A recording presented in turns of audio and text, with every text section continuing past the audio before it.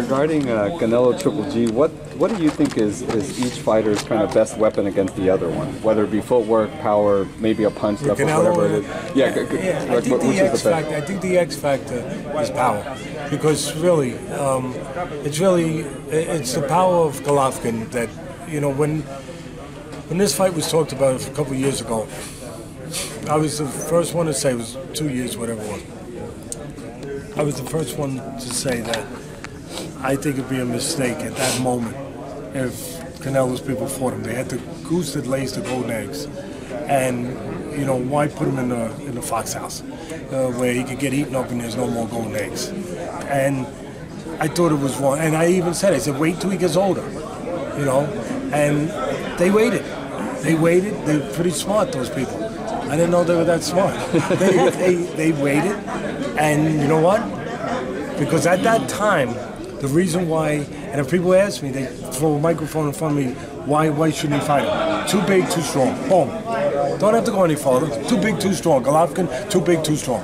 But now, 2 years later, maybe he is deteriorated. He has not improved. You could say that he's deteriorated. He's 34 years old. You could even say he's been exposed in his last two fights with Brooke and with Danny Jacobs. And I love Danny Jacobs, did a great job. But I still think he exposed him, which is credit to Danny Jacobs. But so this is a guy that's not the hardest guy to hit, not the fastest guy in the world, a guy who built his resume on. Listen, he's terrific, Golovkin, but he built his resume, taking nothing away from him, but he built it on knocking out a lot of middle-aged European junior middleweights. And now the last couple of times, like he fights a middleweight in Danny Jacobs, and man, he has a tough time. And again, he's 34 years old. We're allowed to dissipate. I mean, really, we're allowed to get less. It happens. And I think he's dissipated. And then you got the other side of the equation, the other side of the coin. You got Canelo, who's still young, which is 26, right? He's still young. He's getting better. He's shown improvement. He has shown improvement. Defensively, he's been able to incorporate that into his game. And I think it's a much closer fight than it would have been 2 years ago. It's the kind of fight that makes me think now whether or not I still like Canelo Golovkin the way I did, because now it's not about being big and stronger. Now it's about being older, being vulnerable, being one-dimensional. I mean, that's what I've seen in him lately, you know. Now, but it still comes to that X factor power, that Canelo has to diffuse that power, has to avoid that power, probably in the right hand for the most part, right? I mean, the power for the most part it would be the right hand. Canelo's been vulnerable to right hands, and that's where Golovkin looks to load up. He has to be able to avoid that if he's going to win this fight. So it starts there. Then it goes to places like, well, let's switch around here. Let's trade places. That's kind of like that Eddie Murphy movie, Trading Places, years ago. Where he Dan Aykroyd, right? Yeah. He went from the street to being a stockbroker. They traded places in life. Well, maybe now, instead of looking at the vulnerability, we looked at Canelo being a smaller guy. Maybe now we look at that 2 years later as a positive, as an advantage. He's the quicker guy. He's the more mobile guy. He's the more dimensional guy.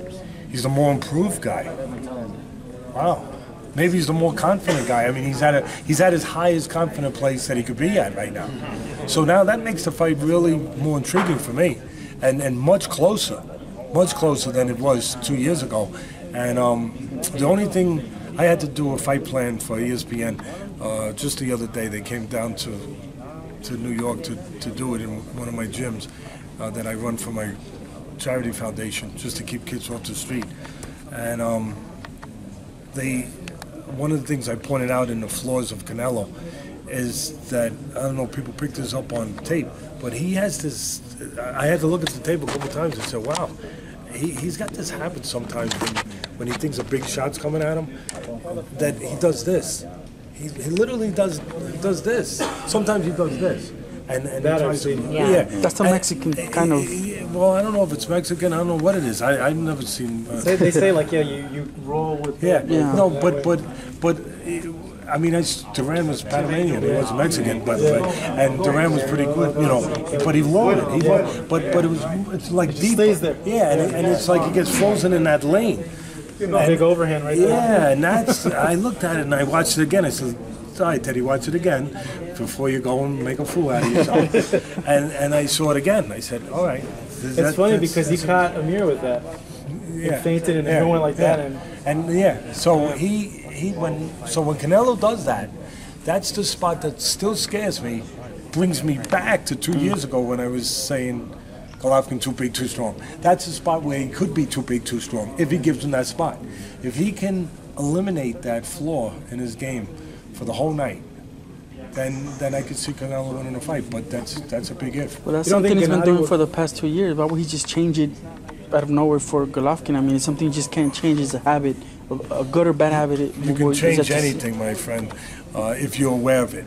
If you're not aware of it, is he aware of it? Do you think you ask him when you see him? Do you think Canelo will fight him the way he fought Lemieux, really cautious, just jab and box? I think he's going to be smart about it. I mean, you know, Golovkin's a guy who won a silver medal. Yeah. Golovkin's a guy who had 400 amateur fights. I mean, you're not stupid when you've had 400 amateur fights and you won a silver medal. You've been in with all kinds of talent, all over the world, all kinds of styles. Your approach is usually a contained, focused, proper approach whenever you get in that ring and what it needs to be. And I'm sure that his approach will be what it needs to be, to use the jab, stabilize the quicker guy, theoretically, the quicker, more mobile guy, maybe even lower the jab down to the chest instead of the head, you know, where you can stabilize him, keep him in front of him a little bit, control range. You know, I'm sure that he's not just going to go in there and say, I'm landing a punch, I'm going home. Yeah. Does their sparring 5-6 years ago, does that matter at this point? No, because we've seen it before. We really have. The history of boxing has shown us that there's guys that have sparred with guys and done really well, and then guess what? They get in the ring with them 5 years later, and the guy's not a guy. He's not a kid no more. He's a man. He's a mature, grown-up, professional fighter of a different level, and oh my God, it's a different story.